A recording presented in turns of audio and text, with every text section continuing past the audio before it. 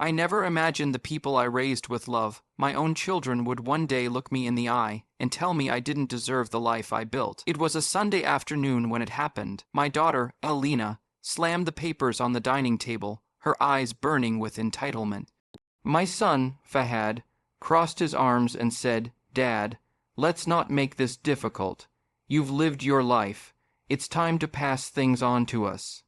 I remember staring at them, my two grown children, the same ones I used to carry to school, who once held my hand when crossing the street, now standing in front of me, demanding my home, my savings, my legacy. They said they deserved everything. I asked quietly, "Deserve? What have you done to deserve what I worked for all my life?" Fahad smirked. "You don't get it, Dad. The world has changed. You don't need a house this big. Alina and I can take care of things now." But take care didn't mean love or gratitude. It meant control. It meant they wanted me gone. Then Alina's husband, that man I never fully trusted, added coldly, "Sign the property transfer now. It'll save everyone a lot of trouble." I could hear my late wife's voice echoing in my heart.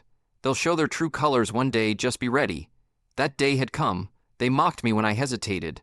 Fahad said, "Stop being so dramatic, Dad. You're old. What will you even do with all this money?" Something inside me broke.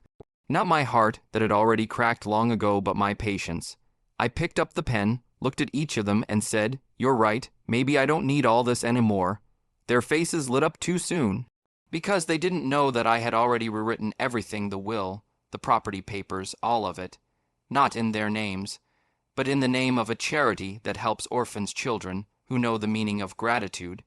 That was the moment I decided, if my own children couldn't respect what I built, they wouldn't inherit a single brick of it. It's strange how betrayal doesn't come with thunder or lightning. Sometimes it comes with your own children sitting in your living room, sipping tea, and telling you that you no longer deserve your own home. That Sunday afternoon felt heavier than any storm. The clock ticked softly, the air still, and I could sense something unusual even before Alina spoke. My daughter had always been polite, gentle at least, that's what I believed. But that day her tone carried arrogance, not affection. "Abu," she began, forcing a smile, "we've been talking, and we think it's time to plan things properly, for the future." I nodded slowly. "What kind of planning?" She exchanged a look with her brother. Fahad leaned forward, elbows on his knees, voice firm. "We mean the house, the land, your accounts, everything. It's time to transfer ownership. You're getting older. It's just practical. Practical." That word hit me like a slap. I stared at them, the same two children who once fought over who'd sit in my lap while watching cartoons. Now they sat across from me like business partners at a negotiation table. "What are you saying?" I asked quietly. Fahad shrugged. "Come on, Dad, you've had a good life. You don't even use half the property anymore. Let us handle it." Before I could respond, Alina added, "We're not trying to be rude, but it's time you relax. We'll take care of things from now on." Their words were sugar-coated poison, sounding caring, but dripping with greed. I noticed Alina's husband, Usman, leaning on the doorway, arms folded, silent but smirking. He had that look, the kind of man who thought money measured worth. I'd never trusted him, and now I understood why. I tried to stay calm. "So, you want me to hand over everything?" Usman stepped in. "It's not handing over, sir. It's preparing. No one lives forever." I looked at him coldly. "You talk like I'm already gone." He didn't flinch, just being realistic. The room went quiet except for the sound of my heart pounding in my ears. For a moment, I thought this was some cruel joke. But when Alina slid a folder across the table, documents neatly arranged, labeled with my property details, I knew it was real. "This is the transfer draft," she said softly. "Just your signature is needed." I pushed the folder back. "No," Fahad groaned. "Dad," I said no. I snapped, my voice louder than I'd meant. Their faces hardened. In that silence, something broke between us. The line between parent and child was gone now. It was a battle for control. That was the moment I realized my children weren't just asking, they were taking. The next few days were suffocating. Every conversation turned into an argument. Every gesture felt like manipulation. Fahad came first, pretending to care. "Dad, I didn't mean to upset you," he said, bringing me tea one morning. "We just want to protect what's ours." "What's yours?" I asked, staring at him. "You mean what's mine?" He smiled awkwardly. Well, technically, it'll be ours someday anyway. I wanted to remind him of the nights I skipped meals to pay for his college, or the times I sold my wife's jewelry to keep his business afloat. But I bit my tongue, because you can't teach gratitude to someone who's already forgotten. Then came Alina. She sat beside me that evening, placing her hand on my shoulder. Abu, please don't misunderstand us. You know how much we love you. I looked at her and asked gently, would you still love me if I had nothing? Her eyes darted away. Silence answered for her. That night, I called Mr. Raza, my old friend and family lawyer. Something's not right. I told him. They're pushing for documents I never discussed. He sighed. I was afraid of this. They've been asking questions about your will recently. My chest tightened. They what? Yes, they said you asked them to check your file. I didn't. There was a pause. Then you should come see me tomorrow. Don't sign anything. I didn't sleep that night. From my room, I could hear faint voices down the hall, Alina and Fahad whispering. When I stepped closer to the door, their words froze me in place. Usman says once the transfer's done, we'll renovate and rent it out. Alina whispered. And what about Dad? Fahad asked. There was a long silence. Usman's voice answered, calm and cold. He can live in the small guest house, for now. For now. That short phrase stung worse than anything.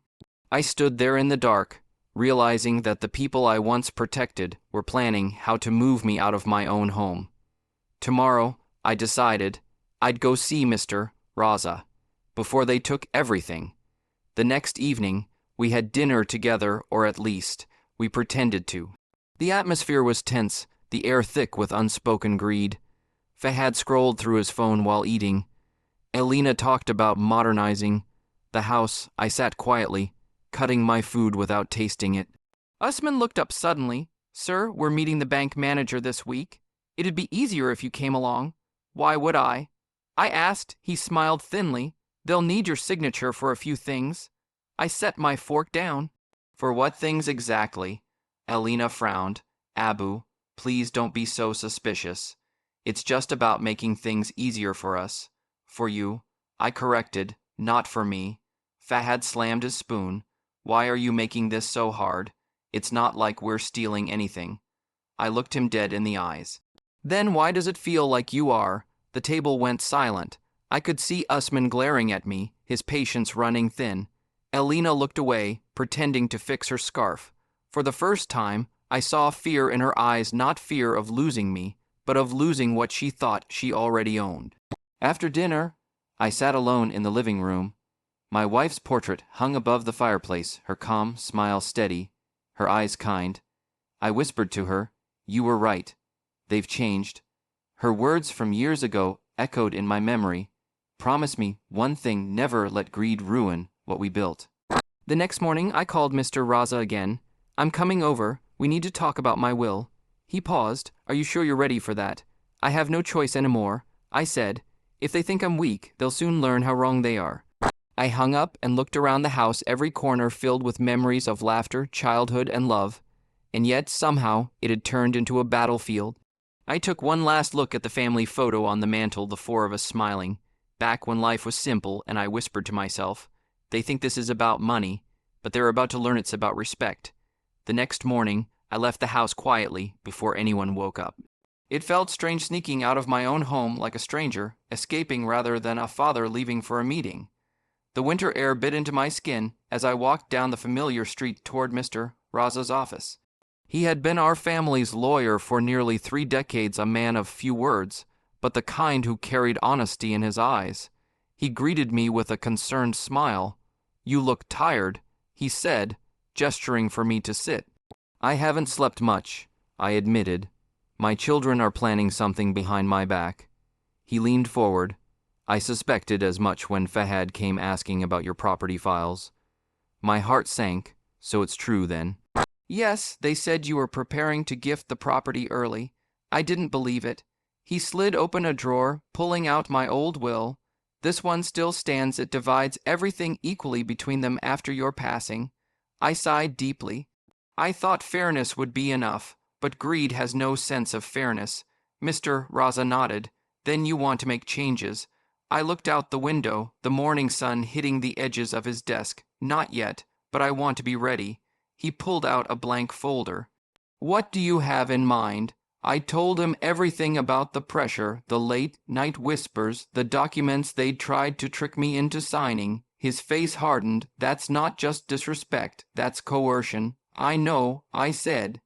Which is why I need to make sure if they try again. I have a plan. Together, we worked for hours. I instructed him to prepare a new will, sealed and confidential one that would transfer all my assets to a charity foundation for orphan children, should my children attempt to claim ownership before my death. When I signed it, Mr. Raza looked up and asked softly, "Are you sure?" I smiled weakly. They said they deserve everything, so if that's what they believe, let them deserve nothing. He nodded, sealing the folder and placing it in his safe. It's done, but please be careful. They might not wait patiently. As I walked out of his office, I felt something inside me shift. For the first time in weeks, I wasn't afraid. I had a plan, and if they wanted a war, I was ready. It started subtly. Elena walked into my room that evening with tea and biscuits just like she used to when she was little.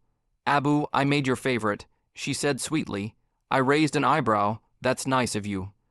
Fahad followed later with an exaggerated grin. "I've been thinking, Dad. Maybe we pushed too hard. You're right, we got ahead of ourselves." I wanted to believe them. A part of me even wished their apology was genuine. But I'd learned to listen not to words, but to the space between them, the silence that hides intention. They began treating me kindly again, dinner together, helping around the house, even planning a small family outing. For anyone else, it might have looked like reconciliation. For me, it felt like bait. A week later, Elena mentioned casually, "Usman's thinking of starting a business, a small investment. Nothing big. Maybe you could advise him." I smiled faintly. "I see. And what kind of advice are you hoping for?" She hesitated. "Well, maybe some financial guidance. You've always managed things so well." I knew where this was going. "You mean my money?" Her cheeks flushed. "Abu, it's not like that." "Oh, it's exactly like that," I replied gently. Fahad intervened, annoyed. "Dad, can't you stop assuming the worst? We're just trying to rebuild our relationship." I looked at him, his tone dripping with fake innocence. "Relationships built on greed collapse faster than they are built, Fahad." He rolled his eyes and stormed off. Elena stayed quiet, pretending to be hurt. I just wanted us to be a family again. I wanted to say, then stop treating me like a wallet, but I didn't, because I needed them to believe I was softening. So I played along. I smiled, I thanked them for their efforts, I accepted their kindness. Meanwhile, I met Mr. Raza secretly again and confirmed everything. The new will was complete, legally binding and untraceable to my children. Mr. Raza warned me, "Be careful. If they sense you've taken legal steps, they might act quickly." And he was right. That night, as I passed by the living room, I overheard Usman's voice again, low, sharp, scheming. "We'll try again. Get him to sign the power of attorney papers. Once that's done, it's over." My heart pounded. So that was their next move to legally strip me of control. A week later, Elena and Fahad invited me to dinner. "Just us, Abu. No tension, no arguments," they promised. When I walked into the dining room, everything looked perfect. The table set, food steaming, candles flickering. For a moment, it almost felt normal again. But then I saw the folder sitting discreetly on the sideboard. I knew instantly. Throughout dinner, they were overly polite, almost theatrical. Elena poured my drink, Fahad served me food. Every few minutes, Usman would make small talk about responsibility and family trust.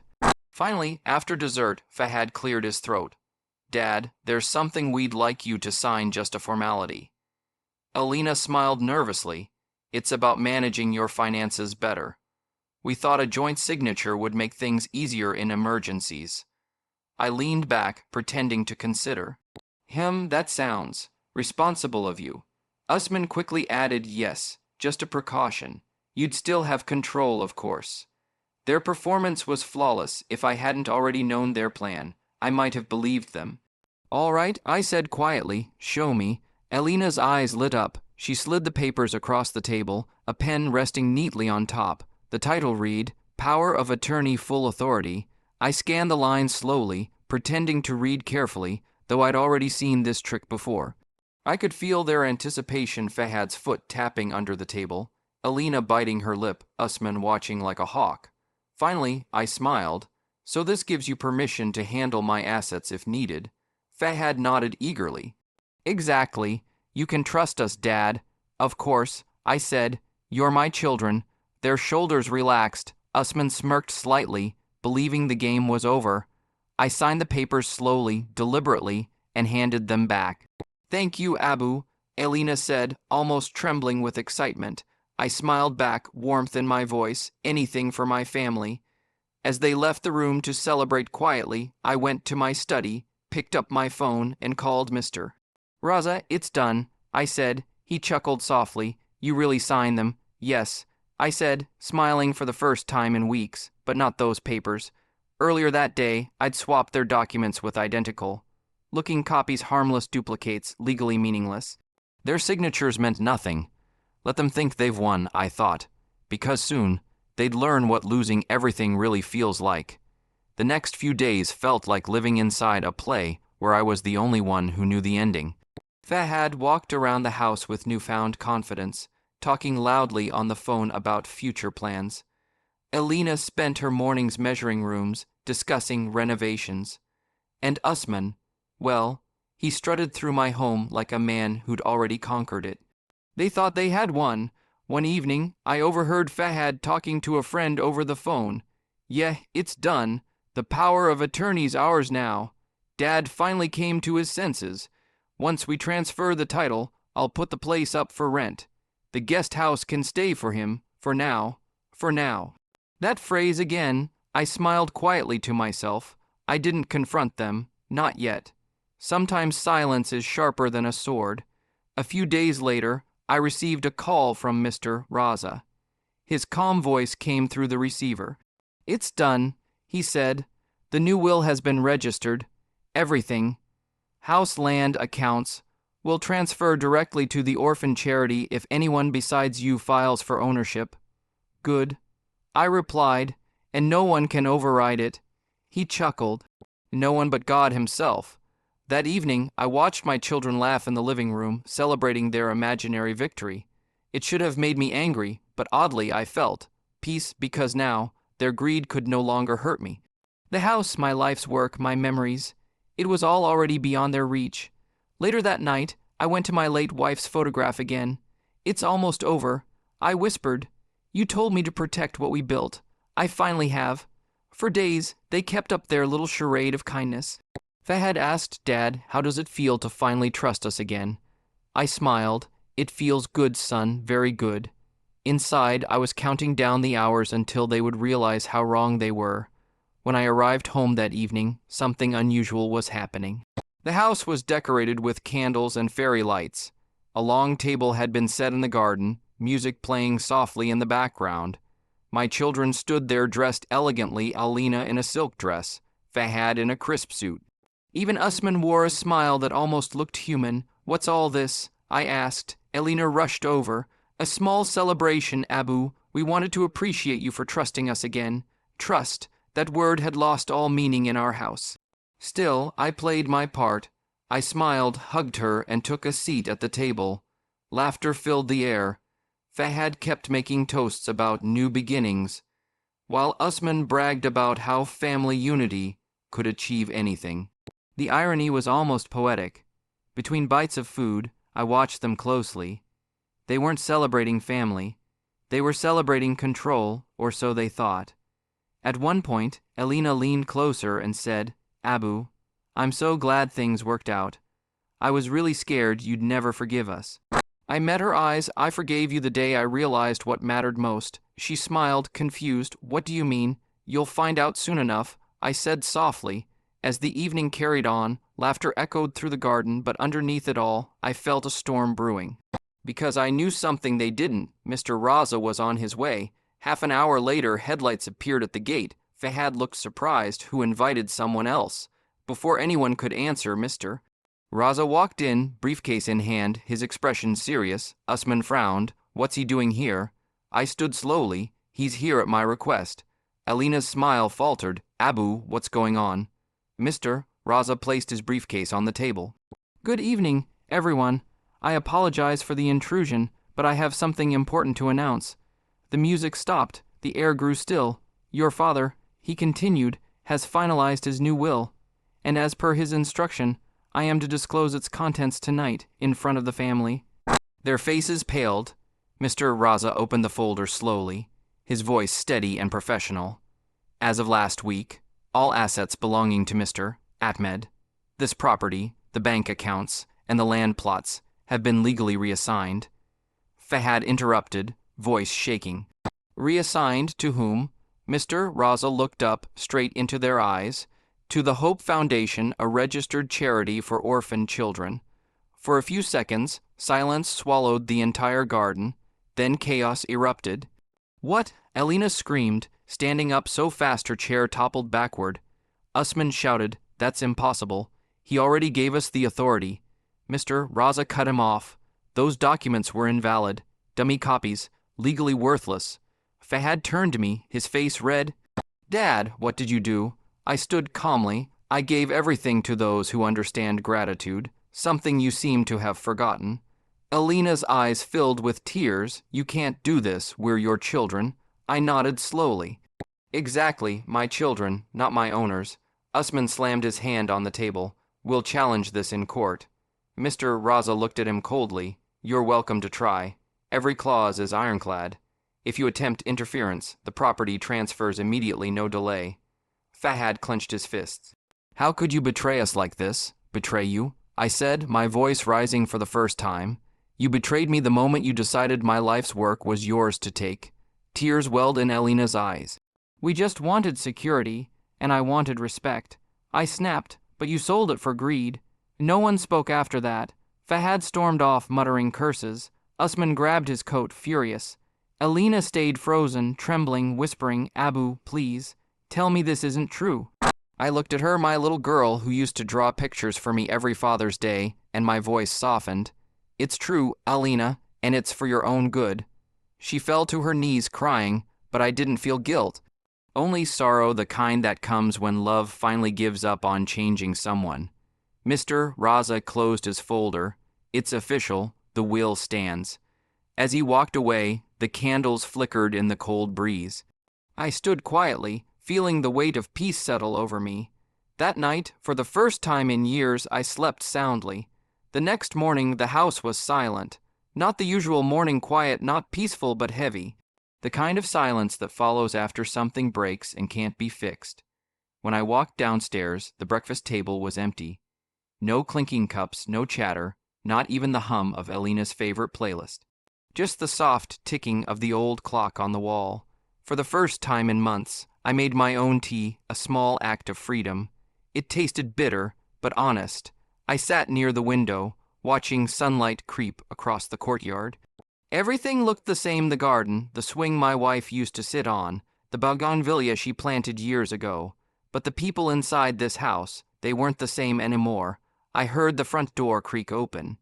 Alina stepped in, eyes swollen from crying. Abu, she said softly. I didn't respond immediately.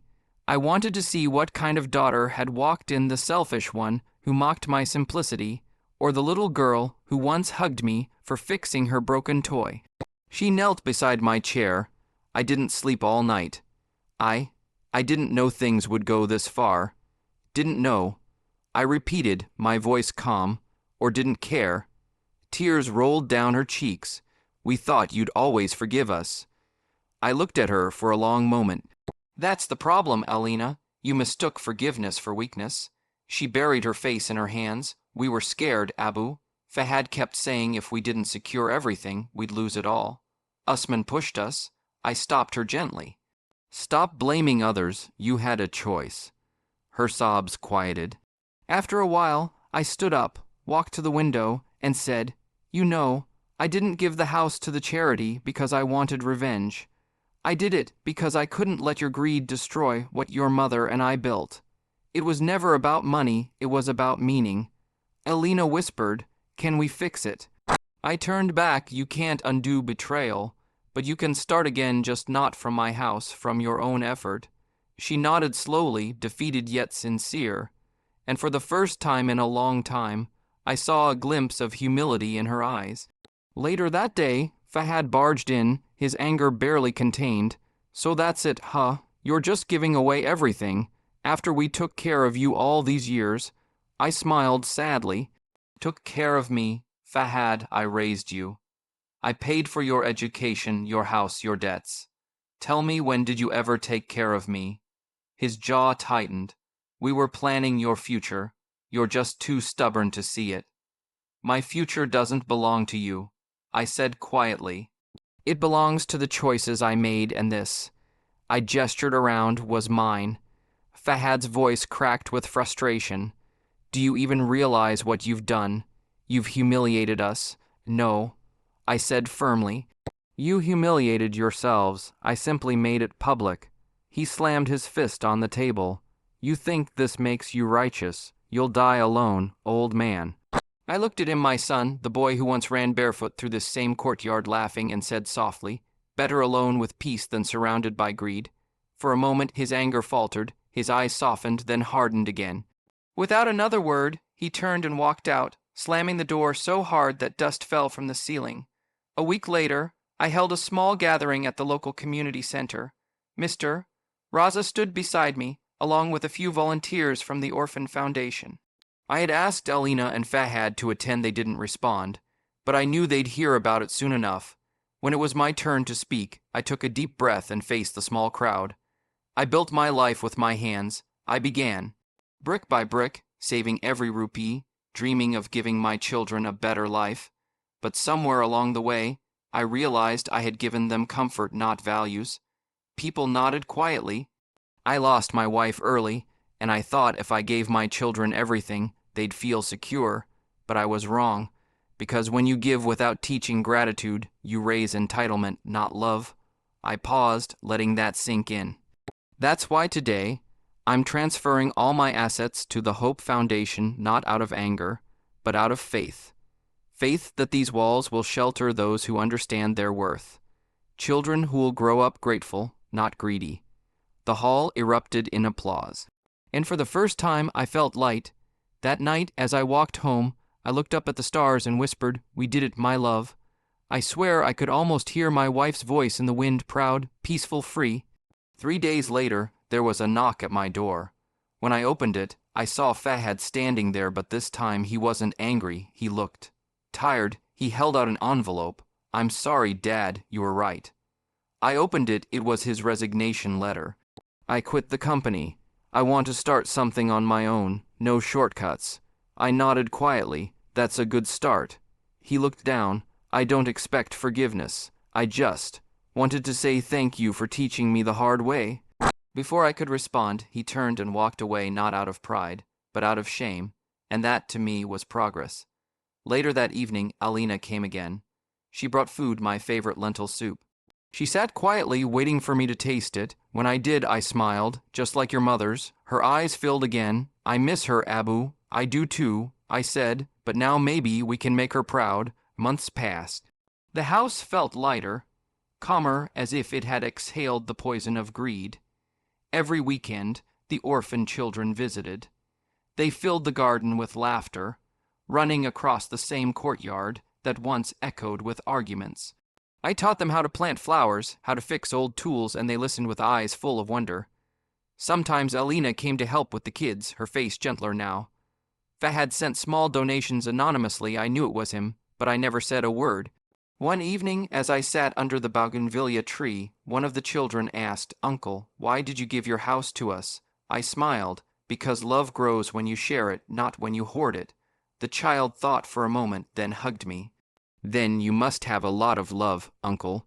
I looked at the horizon, feeling my heart swell. Maybe I finally do.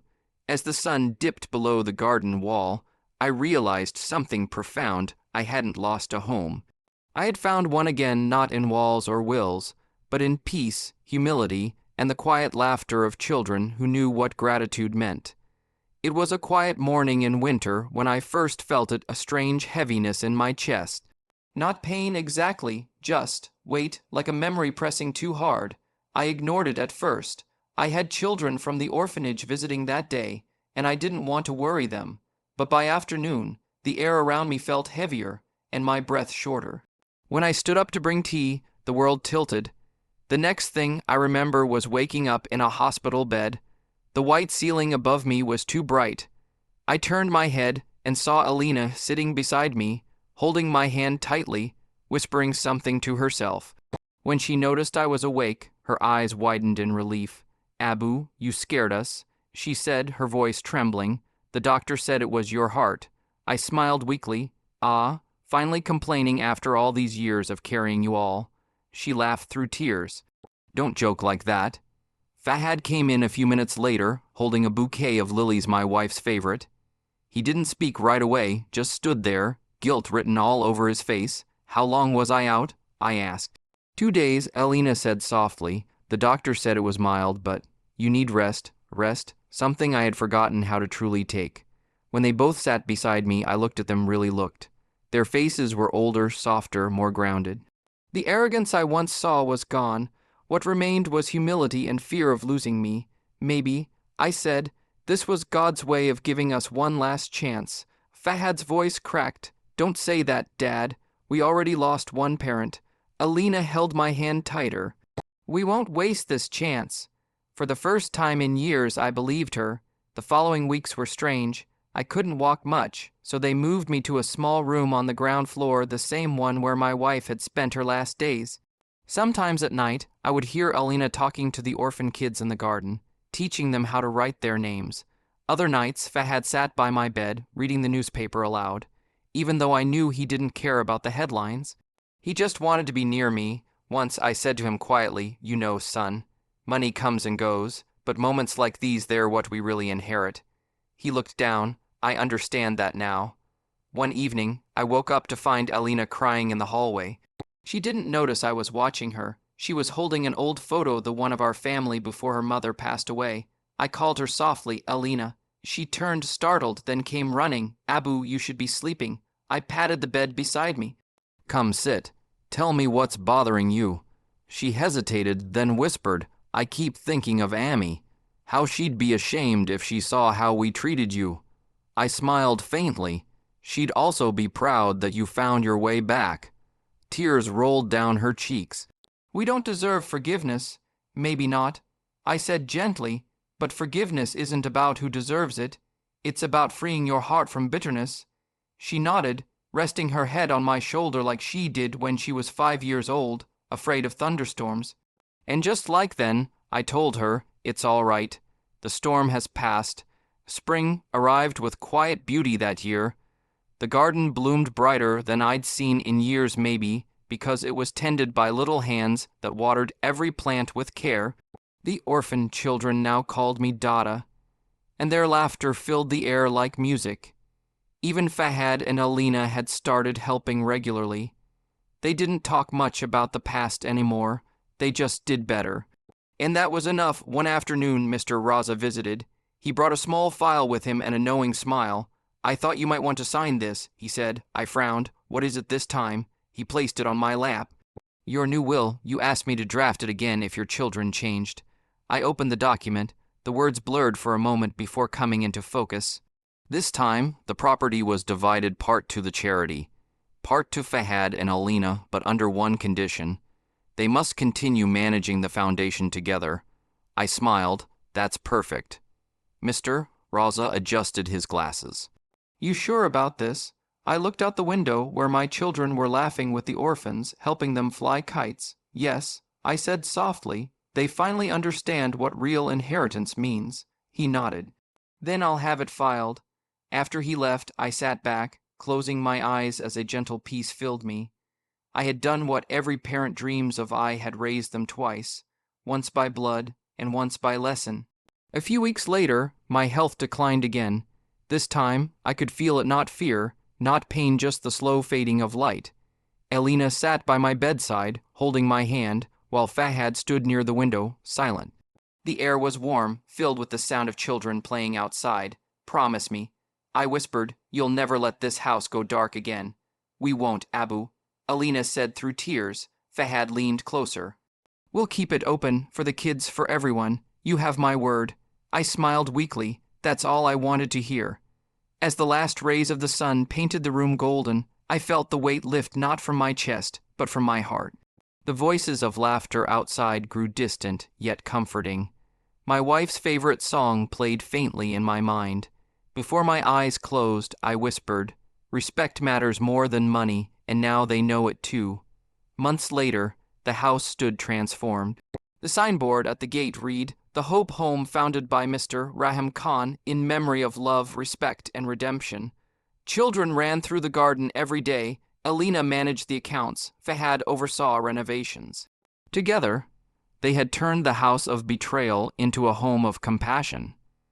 Every evening, they lit a small lamp under the bougainvillea tree, where their parents used to sit, and whispered a prayer of thanks. Sometimes, when the wind blew softly through the branches, they swore they could hear his voice say, "I'm proud of you." And they smiled because finally they understood. Respect matters more than money, and now they know it too.